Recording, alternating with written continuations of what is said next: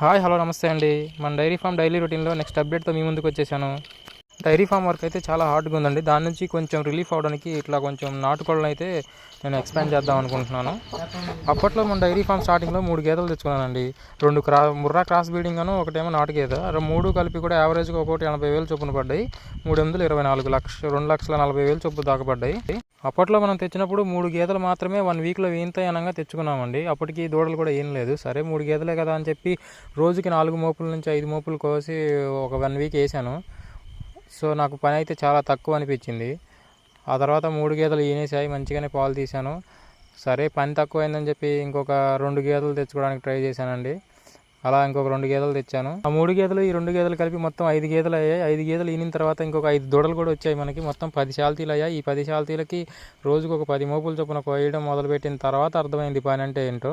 ఇంతటితో ఆగకుండా ఈ సరిపోయినట్టుగా మళ్ళీ ఇంకొక 2 ఆవులు